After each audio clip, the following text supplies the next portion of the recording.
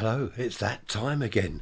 6 degrees centigrade, which is 42.8 Fahrenheit, 93% humidity, so I've just got my head above water, 1007 millibars. The pressure the other day went really low, 900 and something, I forget what it was. At the moment, we've got sunshine. It's really difficult to tell. The weather changes literally hour to hour. We've had torrential rain, then an hour later, sunshine, and then an hour after that, pouring with rain again. We've even had hailstorms, really dreadful. But this is Britain, isn't it? This is what the weather does. It changes almost from minute to minute. Well, not quite, but certainly hour to hour. On my weather headline theme, or whatever we're going to call it, I've got a few here from the last couple of days. UK snow bomb mapped as -4C ice blast set to freeze Brits later this month. It's truth. Arctic polar vortex bomb set to unleash unusual cold weather period in large parts of the northern hemisphere. Meteorologists, I'd never say that. Meteorologists said we could be in for 15 days of intense cold weather with snow covering the country for the first half of January. Well, we're in January now and I haven't seen any snow. Polar vortex will bring 12 days of snow and blizzards to Scotland. What's this one here? Jet stream ignites. Really? I didn't think the jet stream caught fire. Oh well. Volatile 200-mile-an-hour cocktail of snow, rain and stormy gales. Weather maps show snow to hit UK in days as polar vortex brings -7C freeze. Well, there we have it. What is a polar vortex bomb? I've never heard of such a thing. It might be meaningful to the meteorologists. There, I said it. Meteorologists. The weathermen. That'll do. Oh, can't say men. Sorry. Weather people. That's better. Mustn't get arrested. No, seriously, it might mean something to them, but it doesn't mean anything to us, does it? Joe Public. Vortex bombs going off and the jet stream catching fire. I had an email from, where is it? I've got an email here. Alan, hello Alan. He says, can you do this during the summer as well? Because you have mentioned about sizzling weekends that turn out to be rain. Yes, I will, Alan. That's a good idea because we do get this in the summer. Daft headlines like Brits to be washed out in massive rainfall never before known to mankind this weekend. And then we have a blistering heat wave for the entire weekend. It's quite funny. Good point, Alan. Yes, I'll make a note of that. I won't overdo it, though, because we don't want to become annoying, do we? When I say we, I mean us. Me. Talking of the weather, have you heard of the big snow of 1947? We saw a documentary on that the other day. Obviously, I don't remember it. I wasn't around. But we saw a documentary, and it was absolutely dreadful. Houses were buried, literally buried under the snow. Rivers were frozen solid. I've got all this from the headlines on the documentary. Bombers, now this was 1947, so the war wasn't long over. Bombers that were dropping bombs were now dropping bread to isolated villages. I don't know how people survived. It was the snowiest winter ever recorded. And as I say, less than 2 years after the Second World War ended. Food was already strictly rationed, and it lasted 7 weeks in what they called a Siberian climate. Huge snowdrifts, and temperatures going down to -21°C. Railways frozen, factories shut down, power cuts, and farming, well, there was no farming. Crops were ruined. Livestock just died in the fields. Absolute disaster. I'd not heard of the 47, what they call the big snow. And of course the railway was powered with coal, the steam engines. The power stations for electricity powered with coal. People's home heating was coal. A lot of houses had most of them had a fireplace in every room, as our house has. So people were running out of coal. Industry was running out of coal. Everything was grinding to a halt. And of course the inevitable, when the so-called big thaw came, floods, absolutely floods. They showed pictures of rivers bursting their banks, people's homes flooded, people having to live upstairs, still with no coal, no heating. You just can't imagine anything like that happening. And I was thinking, what if that happened these days? All right, all the power stations aren't coal-fired, we've got gas, but if there's no electricity, then your gas central heating won't work because there's no electricity to drive the pump and the boiler, or the electronics in the boiler. So gas central heating is no good if you've got no electricity. I don't know what would happen if that happened today and the country ground to a halt. I really don't know what would happen. They called in the army, they called in the RAF, as I said, to drop bread on villages instead of bombs. A dreadful time. They were saying during the documentary that people had just been through the war, come out of that, and they were used to helping each other out, looking out for each other. And they reckon that helped immensely because of the community spirit. Everyone looking out for each other, helping each other. One family moved in, they moved out of their house and moved in with grandparents, I think, so as to cut down on heating and things like that. They took their sort of little bit of coal with them, so they all lived in one house while all this went on, which was a good idea. They were saying on the documentary that the weather forecast is far better these days. I know I'm always knocking the weather forecast because it seems to be useless, but they reckon people would have had a lot more warning, because back then it came out of the blue, excuse the pun, but literally out of the blue. It just started snowing and didn't stop. No one expected that. I'm not sure that a warning would help. What do you do to prepare? I suppose farmers could have brought the animals in from the fields, put them in the barns, but how do you prepare? To be honest, if people had had a few days' warning, they might have gone and bought out everything from the shops. They've stripped the shops of bread and everything, well, like they have done here in Britain recently. They've bought all the toilet rolls. Do you remember that? You probably heard that on the news. People going to the supermarkets and buying up all the toilet rolls. Goodness knows why they did that. Of course, that created a shortage. So back then, perhaps people would have stocked up on coal. I don't know, then the coal would run out. So what do you do? There was no water supply, of course, during the big snow of 47. People having to melt snow and then boil it to make it clean. I always thought rainwater or snow was clean. I suppose as it comes down through the atmosphere, it collects dust, does it, or whatever? I'm not sure. That's something else I saw on the telly. A chap was saying, I think he lived in Wales. He said, people go to Wales, or wherever it was, I don't know. Perhaps it wasn't Wales. And they drink fresh water out of the streams. Oh, look at this, crystal clear water. And they drink it, thinking it's good for them. He said, don't do that. Just head upstream and have a look. This isn't the rivers, this is the little streams. And he went upstream, and in the river there was a dead rat? A dead bird?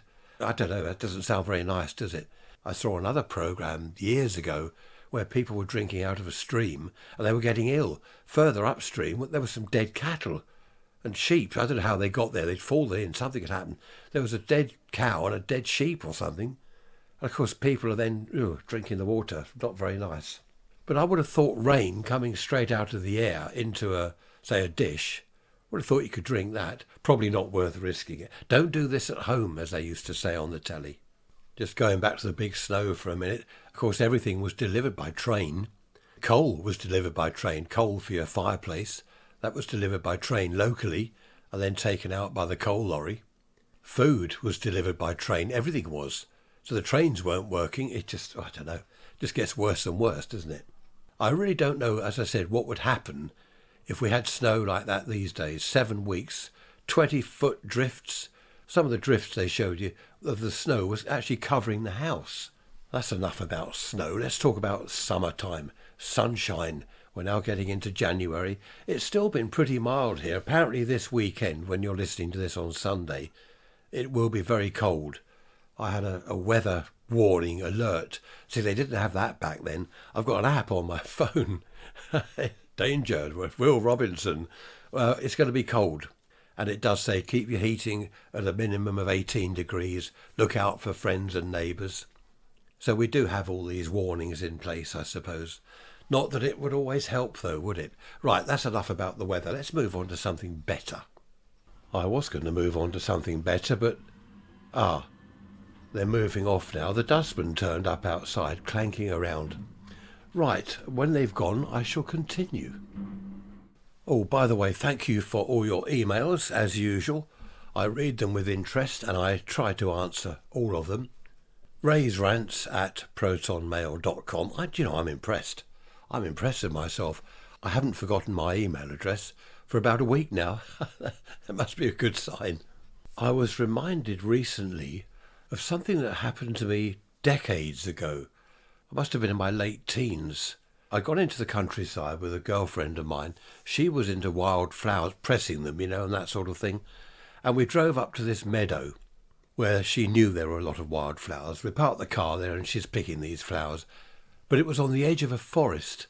I'm having a job to remember just where. I think it was on the way to Arundel in West Sussex. I must look into that. I'd like to go there. Well, when I've told you the story, perhaps I'll change my mind about going there again. I wanted to go and have a look in the forest. It was all pine trees, very close together pine trees. I wandered in there.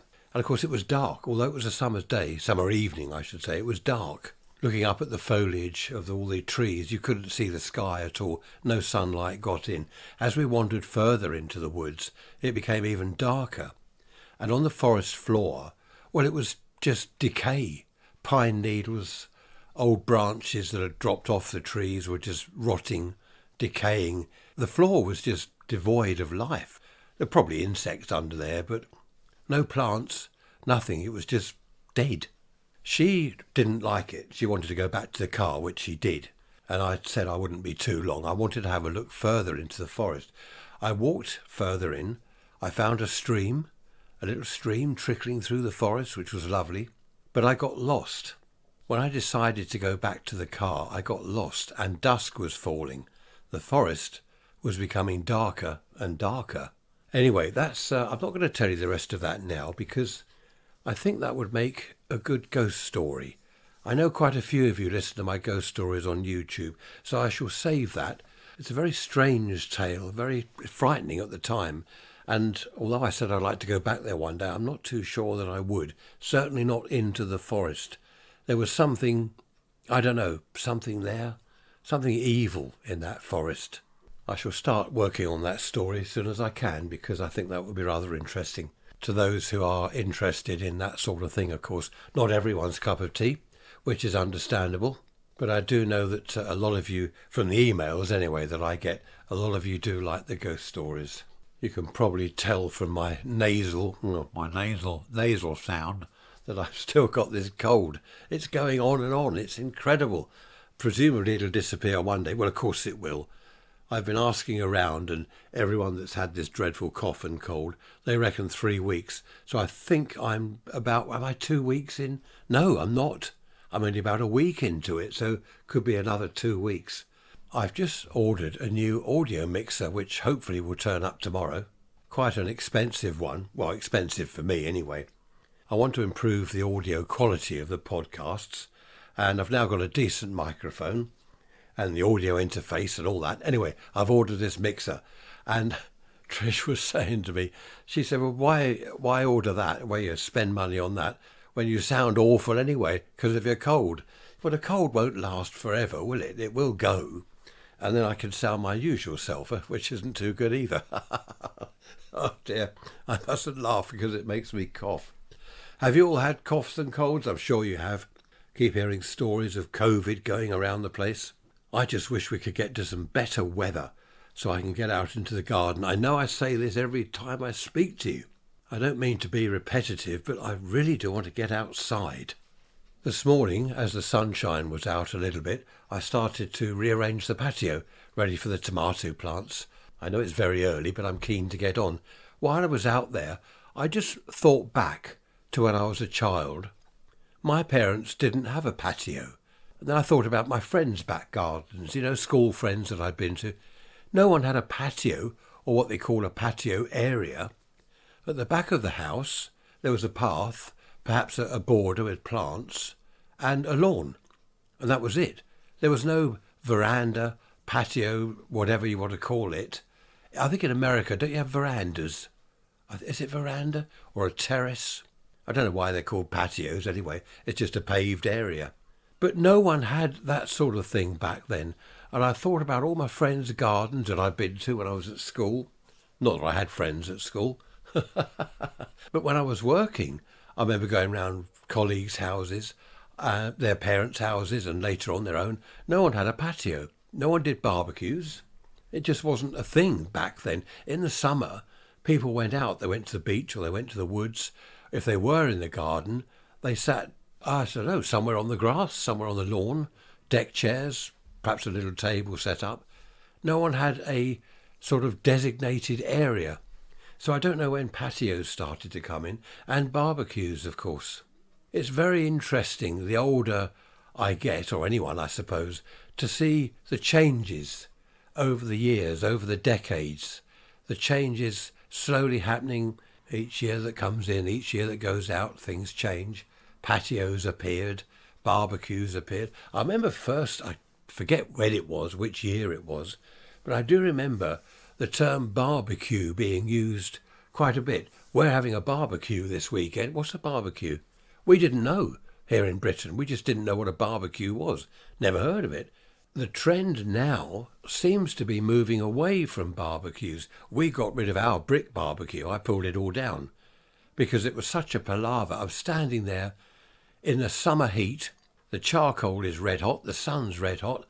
I don't know about the stuff cooking. I was cooking as well. Plus, you can't mingle with the guests. You can't have a chat with people because you're busy. And you don't wander off, otherwise the sausages catch fire or something. And burgers fall into the flames, which I remember pulling them out. No one's looking. I'll grab that one, pull it out, put it back on top. And they were okay. They just got a little bit of ash on them. That's all right. No one noticed. One or two of them fell on the ground. I did chuck those away. But the point is with barbecues, they're such a palaver. I'm only saying all this because summer is on the way and we will have people round. Yes, the family, especially on a Saturday.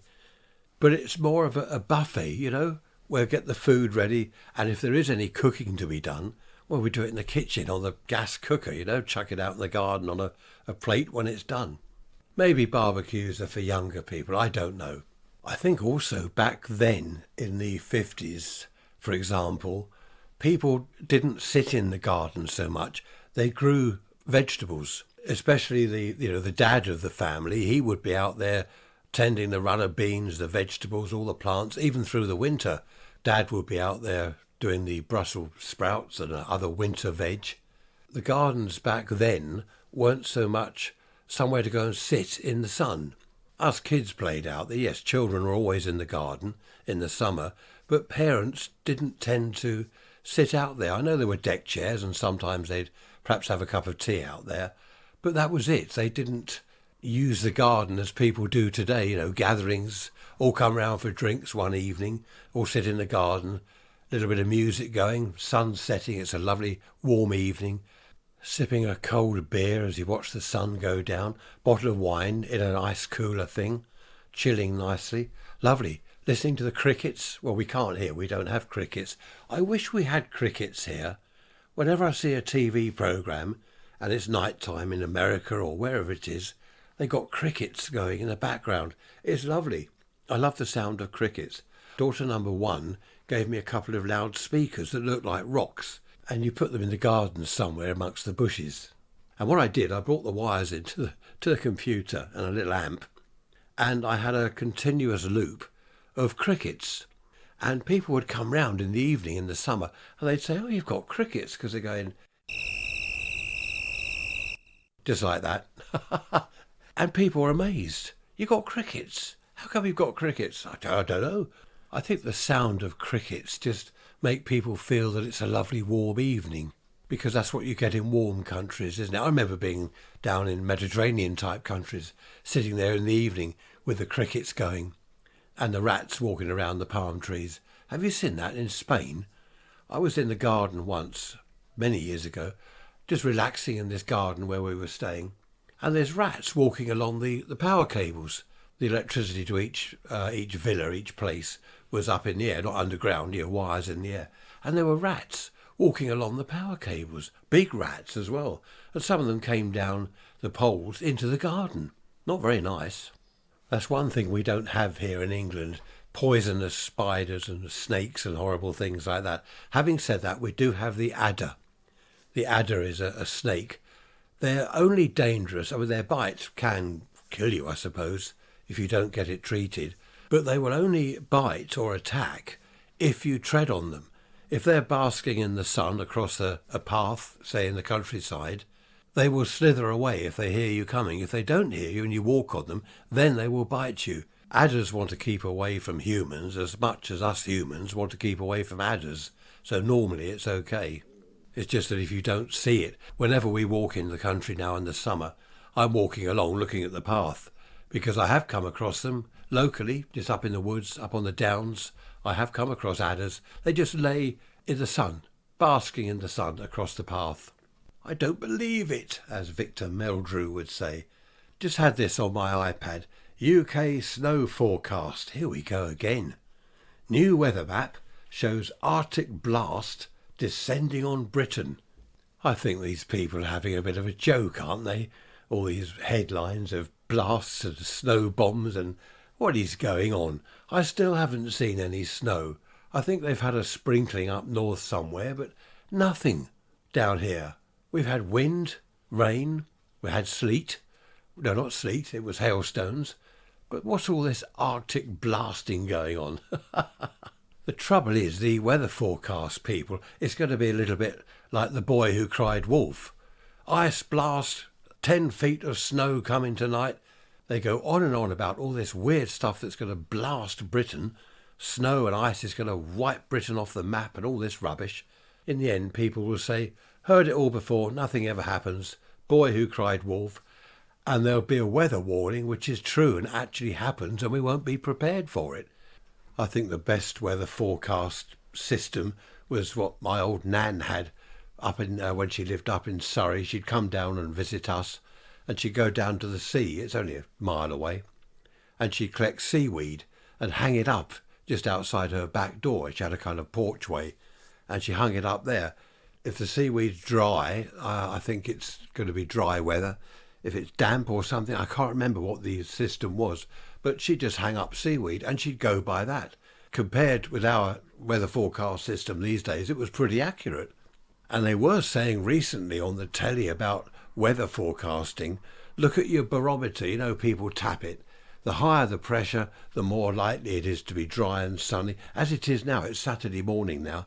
Blue sky, sunshine, lovely. 6 degrees. Which is, where did I write it, 42.8 Fahrenheit, so still pretty chilly, but lovely weather. Look at the barometer. If the pressure's falling, who was it asked what a barometer was, what the millibars? Someone asked me, I did answer, didn't I? If the pressure's falling, then you're likely to get rain, and if you look on the barometer scale or the glass, it says stormy weather, rain, and at the other end, sunshine and whatever it says. That is pretty accurate way of forecasting what's to come. I like the barometer. Every morning I go downstairs. We got 5, I think I've told you. I tried collecting them once, I don't know, it was silly. We got 5. So I go around tapping all the barometers. Just going back to the big snow of 47, I was talking to a lady this morning who didn't want to be recorded, unfortunately. She's in her 90s. She remembers the 1947 winter. And she said that she remembers grabbing a tray and going up this hill at the back of her house and sliding down. She didn't have a toboggan. She slid down on this tray. A lot of kids did that. They grab a tray from the kitchen, the dining room, and use it as a sledge or toboggan. And she said the thing is that in those days, girls didn't wear trousers. They didn't have jeans, of course, back then. Girls didn't wear trousers. They all had skirts or frocks, as she called it. And I said, well, you must have been frozen. She said she was. Her words exactly, her legs were red raw. I did notice on the documentary, these kids, they were all dressed up. They had hats, coats, scarves, gloves, balaclava even. They had all the gear, Wellingtons, everything. But a skirt or a frock, so they've got bare legs. And she said that she's sitting on this tray going down, knees up, of course, because she's got her feet on the tray, absolutely frozen. I wonder why they didn't have trousers back then. Going back to the 50s when I was at school, primary school that is, all the girls had skirts or frocks. When we went over to the woods, if there were any girls with skirts or frocks, none of them wore trousers. I don't know when it was that girls started wearing jeans.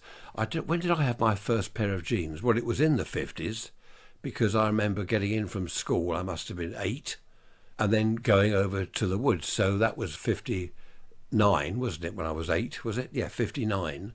And some of the girls did wear jeans, so they were starting to come in late 50s, early 60s. I remember Tricia saying that at her school they weren't allowed to wear trousers. They had to wear skirts. And this is the 70s, of course. And in a very cold winter, several of the girls in her class, they went in trousers. They said, we're not going to freeze. And they were sent home. And there was quite a to-do about it. That's an old expression, isn't it? There was quite a to-do about it all. And the girls won. And in the end, the school changed the policy. They could wear trousers if the weather was that bad, if it was that cold. But they were sent home for wearing trousers. I mean, these days, from what I've heard or read anyway, boys could go to school in skirts because it's their prerogative or something. I don't know. If I'd gone to my school back in the 60s wearing a skirt or a dress, I don't think I'd be here today. I would have been set upon. I don't know what would have happened. I dread to think.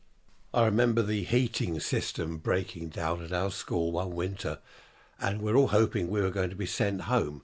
No, go and get your coats, go to the cloakroom, all put your coats on, put your scarves and hats and gloves on, and all our gear. And we're all sitting in this classroom. I don't know what the temperature was. It was very, very cold, and we're shivering, sitting in this classroom. And even the teacher, you could see he was visibly shivering at times. You wouldn't get away with that these days. It's just totally different, isn't it? Now, is that good or is that bad? Should children be taught that, well, you have to mend and make do and put up with things, and if the heating goes off, well, put a coat on.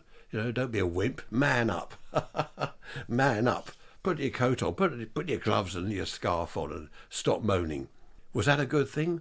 Or should it be, oh, hang on, children, it's gone below a certain degree. Right, everyone go home. All go home to your mums. And she'll look after you. Or get a lift home, of course. Don't walk home. I was talking to my mum about that this morning. She said, when I was at school, we had to walk there in the snow and back again. I remember walking to the snow in that winter. And I said to her, you can't say that these days in front of youngsters because they don't want to hear it. Oh, when you were a girl, when you were a boy. We don't want to hear about that. People don't like it, do they? I've said that. When I was at school, I used to walk there and back so many miles a day, no matter what the weather, and they don't like it. They don't like hearing it. I think that's why I like telling them, because they don't like hearing it. I've still got this cold. It's 2 weeks now, I think, and I still sound all blocked up and bunged up. We're going to our club tonight, quite a gang of us. So my idea is, in fact, Trish said, if you don't feel very well, go home, and she'll come back with the rest of them later on. And I did say to her that was my plan. I was going to play on this cold. If it's horrible round at the club, if I don't like the music and it's too busy and loud, I'll just say, oh, I'm feeling rough. Oh, dear. That's what I used to do at school. To my mum in the morning, a Monday morning, I'd say, oh, I really feel ill. Oh, dear, I feel dreadful. I can't go to school. Yes, you can. Go on. Chuck me out of the house. I had to go to school. Again, was that a good thing? Or is that some form of child abuse? I mean, today that would be frowned upon. You can't do that. The poor child is ill. You can't send him to school. Ill, my foot. I wasn't ill at all. But I might use that tonight as an excuse at the club. Having said that, it might be real, because colds are always worse at night. I don't know why that is. In the night and first thing in the morning, colds are terrible. During the day, you kind of cheer up a little bit.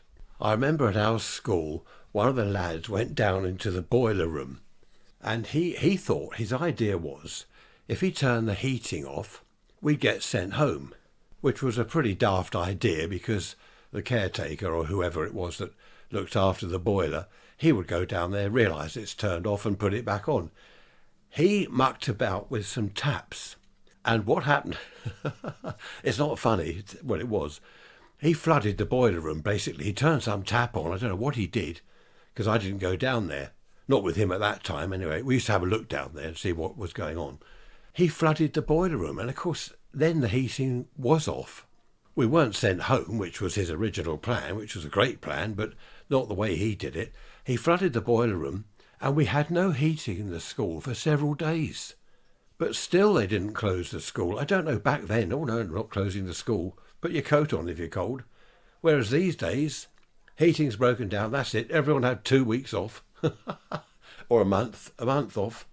Some of the things we did at school, not so much primary school, but the secondary school, some of the tricks we got up to were dreadful. Cut the coax cable to the TV so we didn't have to sit there and watch half an hour's worth of some boring TV programme. Change the school radio system instead of the BBC Home Service, what was it, for schools or whatever programme. We changed that to tune into Radio London or Radio Caroline, the pirates. So when the teacher turned the speaker on in the classroom, right, 2 o'clock, everyone settle down, we're going to listen to BBC Home Service for schools. There's a pirate station playing music. Of course, we're all cheering, hooray, hooray. The teacher's fuming and stormed out because I knew where the radio gear was in this secret cupboard. Well, I say, well, it was secret. No one knew where it was, I don't think. Only a few of us. And being into radio, of course, I had to find out where it was. And it was locked. But this other kid, I think he must have grown up to be a safe cracker or whatever they're called, because he was good at picking locks. He'd open the padlock and let me in so I could change it to another station. There were all sorts of things we got up to back then. I've always said how much I hated school, but there were some good times. What's that record? Even the bad times were good. No, it was only the bad times that were good. When we were bad, I mean. When we were being bad, school was great fun. If we were being good and complied with everything, it wasn't fun at all. I think I might have told you before. I've done so many podcast episodes now, I don't know what I've told you and what I haven't. But the bell, there were electric bells that went off all round the school when it was lunchtime or time to go home, that sort of thing. And there was a time switch in this cupboard, in the radio cupboard. And was it 4 o'clock we finished? No, it's 4:45, that's it. It was 4:45 that school ended. The bells went off at 4:45. And I went in the cupboard and I adjusted the time switch. So they went off at 3:30. So we could all leave school early. It was brilliant. On that day that I'd adjusted the time switch, 3:30, ding-a-ling, all throughout the entire school, the bells going. Of course, kids are grabbing their books, they're piling out of classrooms. Our teacher was, hang on, what's the time? He looked at the clock. He said, no, it's 3:30. It's early. Sit down. Of course, it's too late. We're all piling out of the classroom. Kids all piling out of the school itself to the bike sheds. No one ever found out that it was me. I didn't even tell my friends. Well, I didn't have any friends to tell, but I didn't even tell the other children in my class. Children, teenagers we were by then. I didn't tell them. And the next day, the headmaster, when we went in for assembly, you would have to go into assembly, and the headmaster's up on the stage. Whoever did that, we will find out, and you will receive the cane. We will find out who did it, because I'm sniggering. No one knew it was me. Absolutely no one. And I got away with it. Now, that was a good day at school. Another time, we were all cycling to school, either cycling or walking, and there were a load of kids coming in the opposite direction, shouting out, school's closed, go home, school's closed today. So, of course, all us lot on our bikes, hundreds of us, there were 600 at my school, we're all saying, right, this is it, great. We're all turning our bikes round and cycling home. And it was a trick. These kids, they were having a laugh. And I don't know how many, but there were loads of kids that turned round and went home. And the following day, we all went into school as usual. And of course, then we discovered that it was a hoax. And the teachers were not happy. They're looking through the register. Right, you weren't here yesterday. You weren't here. What's your excuse? People were saying the school's closed. We turned round and went home. And of course, we all got lectured. The headmaster, first thing in the morning, he was miserable. He was always miserable anyway. He was moaning and groaning. You should have come to the school to check for yourself. Woe betide anyone in future. Woe betide. That was a good one of his. Woe betide any boy that does that again. He thought he was frightening. He wasn't. We just thought he was stupid. But that was a good hoax, that one. I had a day off. So that was another memorable day. That was another good day, I was going to say, at school. Not at school. Then there's the time that a friend of mine blew up one of the toilets. He built this bomb. He was a friend of mine, actually, in many ways. I only had one, probably out of the 600 boys at my school, I think one could class as a friend. David, his name. Won't mention his surname. Wonder what he's doing now. He used to like building bombs. He blew 3 fingers off his hand. His left hand, 3 fingers. He was in his shed, his dad's shed, building a pipe bomb. Well, when I say a pipe bomb, I don't mean with TNT or Semtex or anything. Red match heads, stuff them all down a pipe and then carefully bang the end over. And the thing blew up and blew his fingers off. So that was a memorable day for him, I suppose. But he blew up the toilets. He built this bomb, put it down one of the porcelain toilet pans, the bowl, and he set the fuse off and did a rudder. And of course there's this huge explosion, poof, and the the windows shattered. The toilet bowl was just in pieces. There's water flooding out everywhere. He didn't get caught. The headmaster, he went again. He was always going mental. This time he went absolutely ballistic. In assembly the next day, who did that? Woe betide any boy caught us. You'll be expelled. Kids were expelled back in those days, but that had to be something pretty serious. I think he would have been expelled for blowing up the toilets. That is pretty serious. Is it serious? What did you do at school? Anything more serious than that happen at your school? I'd be interested to hear. Raise rants at protonmail.com. I've remembered the email address yet again. Things are certainly brightening up at the beginning of 2024. People these days do say there's not enough discipline in school, which I agree with. But going back to my school days, yes, there was discipline. There was the cane, you'd get walloped, 6 of the best. There was discipline. I think all it did was teach us to be careful. If you're going to be bad, then do it carefully. Don't get caught. That's all it taught us to do. Don't get caught. Having said that, I do think that there is lack of discipline today. From what I've heard, anyway. I mean, obviously I'm not at school, but from the things I hear, sometimes I think, what are the teachers doing? And of course, we did have to call the teachers sir. We had a couple of lady teachers. We had to call them miss. Yes, miss. No, miss. And they called us by our surnames. Bloggs, what are you doing at Smith? Stop doing that. When I fell off my bike and ruptured my liver when I was 14 years old, that was it. I left school then. I didn't go back because the convalescent time in those days was ages.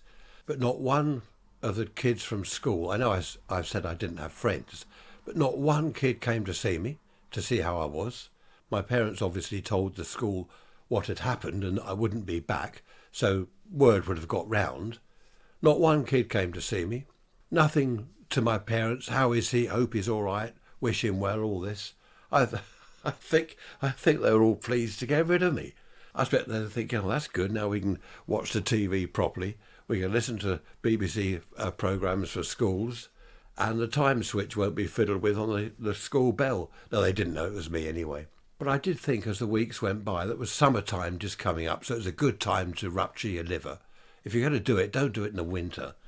And I was sitting out in the garden, relaxing. It's great. All the other kids are at school, waiting for the summer holiday to come up. They're all in school. I used to see them cycling down my road. I'd look out of my bedroom window, and there they were cycling down the road. I didn't have to go anymore. Bliss, absolute bliss it was. Going back to the winter, which is a kind of theme of this episode, isn't it? In the playground, of course, there's snow everywhere. We're throwing snowballs at each other. And at the school windows, and snow's going in through the doors, into the corridor. So there's the old headmaster one morning. Don't throw snowballs. You're not allowed to throw snowballs. And we built a snowman, and with rude bits on it. Well, we were, 12, 13, something like that. Yes, my last winter there, I was, 14, I think. I left just, coming up to the summer. And we had this lecture. Don't throw snowballs, don't do this, don't do that. Of course, all that did was make us do it even more. If you tell a kid not to do something, he'll do it even more, won't he? Well, he would if he was a pupil at our school. People have said to me, if I've mentioned that I left at 14, they've said that must have been a huge disadvantage for you, going out into the workplace, cut your education off at 14, because the minimum age was 16, wasn't it? And I've said not at all. It actually gave me an early start on other kids. I was able to get out there, do an apprenticeship, because I went to work at 15. I don't think that was legal in the 60s. I think you had to be 16 to start work. But the radio and TV workshop I went to, they weren't bothered about how old you are. Are you keen? Are you interested? Can you get here on time? Do you want to learn? Yes. Right, come on then, start Monday morning. That was great. So in a way, I had an early start. The other kids had to stay there till they were 16. I was a year in front of them, I suppose. Mind you, I remember some of the other kids. I used to see them. There was one in particular. He worked in a material shop selling curtain material. I went in there just to laugh at him because he was one of the bullies at school. And I went in there and I said, "Oh, what are you doing? Measuring out material, selling curtain material to old ladies." And he didn't like that. Another chap worked in an off licence. I remember going in there. He wouldn't sell me beer. "You're not 18. I said, "Well, neither are you. You shouldn't be working in here. You've got to be 18 to sell alcohol." He said, "Yeah, well, they don't know that, so shut up." And I said, "Well, you sell me my beer, I'll keep quiet." And he did. He sold me my cans of beer or whatever it was. Was it a Party 7? I think we were having a party one weekend. Do you remember parties? Watney's Party 7. They also did a Party 4. So whenever I wanted any alcohol, I went into his shop. Well, it wasn't his, he just worked there. But very often he was just on his own. I was surprised, actually, that I got a job at 15 and he was selling alcohol. He was the same age as me. That was 17 at the time, or 16 even. But no one seemed to check. You go for a job, no one asked me for a birth certificate or any proof of how old I was. Perhaps back then no one cared, I don't know. Perhaps that's why people keep saying happy days. They were happy days.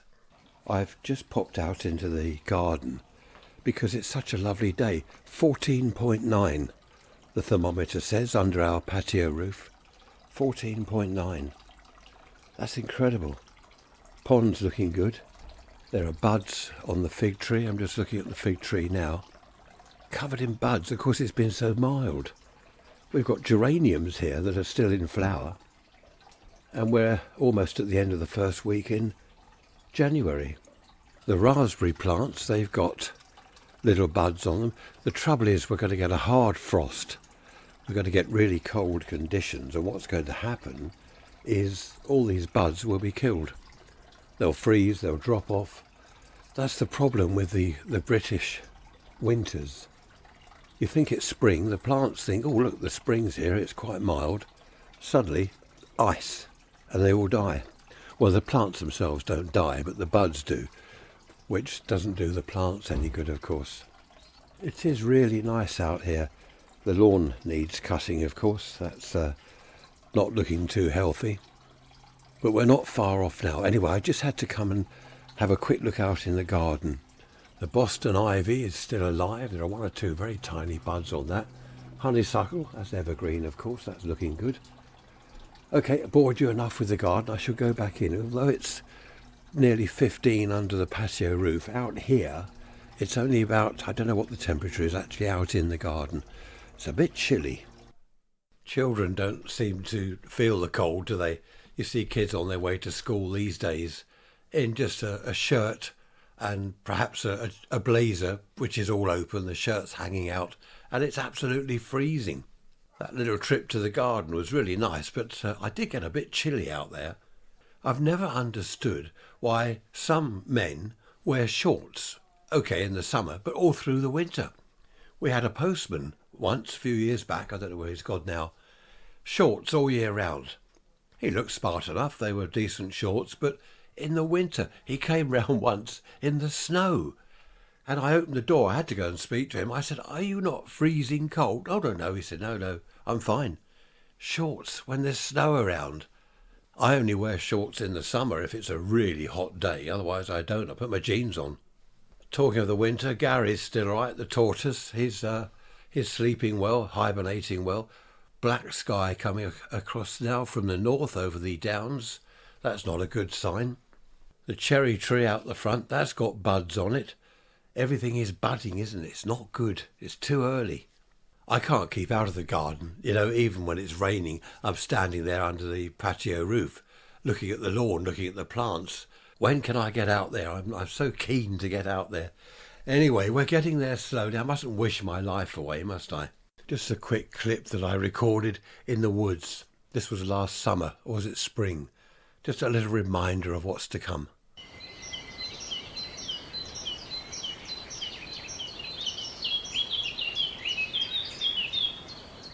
What I am looking forward to is having the windows and doors open. Anyway, let's move away from the winter, shall we? We've spent enough on the winter of 47. Then there was the winter of 62, 63, which I remember, of course. The winter of 2018, was it? That I don't remember. Apparently the country was gridlocked with traffic, snow, everything was broken down. I don't remember that. So let's talk about something. What is it they used to say on Monty Python? And now for something completely different. If you have any ideas for podcast episodes this year, let me know. Raise rants at protonmail.com. Be good to hear from you. I do have a list of ideas that people have sent in, and I am slowly working through the list. But it's always interesting to have more ideas, so I've got a really good choice. They were talking, I've just had my lunch and watched the telly. They're talking on the telly about people doing away with pens and pencils. We don't need pens and pencils anymore. That was the debate they were having on one of the news programmes. They were saying that exams, when you do an exam, you should be able to type it rather than use a pen and write out your answers, type on a computer. That would make the examiner's job a lot easier because you can just scan the thing and put it into a computer and it'll give you marks. But I can't imagine a world, well, I suppose I can't imagine a world without cash. Now, a world without pens. I've got my biro here. I scribble notes. They were saying, well, people put notes on their iPhones and their iPads. Well, I don't. If I'm recording now and I think I must mention so-and-so, right, hang on, scribble, scribble, scribble. I'll mention that in a minute because my memory is bad. I forget things within seconds. If I were to use my phone to make notes, I've got to get the phone out, find the app to make the notes, type in there whatever it is I want to say while I'm talking to you, which is all daft. Why don't I just write on a bit of paper, as I've got here? Vegetables. That was something to do with the gardens that people used to have in the old days. They grew vegetables. Well, I'm not going to open my phone, find the writing down note app and write vegetables, am I? It's daft. I think people are trying to get too much ahead of themselves. Let's do away with cash. Let's do away with pens and paper and pencils. We don't need all that. It's silly. Maybe one day in the future, possibly, yes. For example, if I were to use a phone to make a note, if I could just say to it, notebook, write down vegetables, and it's done. And then notebook, what did I say? You said vegetables. But even then, I can't do that while I'm talking to you. And what about people that are on the phone? They're having a chat on the phone. Yeah, hang on, I'll write that down. What time was that? They got the phone in one hand and writing with the other hand. I suppose you could say, well, put the phone down, have it on speakerphone. But then how do you put a note on your phone if you're talking? I don't know. I think all these ideas people come up with, futuristic things, no cash, no pens, no pencils. It's all too early to even start talking about that sort of thing. That's what I think anyway. What do you think? Oh, that's right. They were talking about not teaching writing at school, which is daft. Someone said, what about signature? You need a pen for a signature. Someone else said, oh, you can do that on your iPad. Write your signature with your fingernail, which is true. But anyway, there we are. I shall leave that there. I think it's almost time to go. Trisha's bought me a cup of tea, which is nice. My voice is getting rougher and rougher, rough. So I think I might give that a rest and perhaps give your ears a rest. I shall see you on Wednesday, of course. Well, you'll hear me on Wednesday with the midweek message. What's the date today? It's the 6th, so you'll be listening to this tomorrow. The 7th, that's the first week done. So take care, look after yourselves, do everything that I wouldn't do and more, and have fun. Enjoy yourselves. Thanks for listening. Bye-bye for now.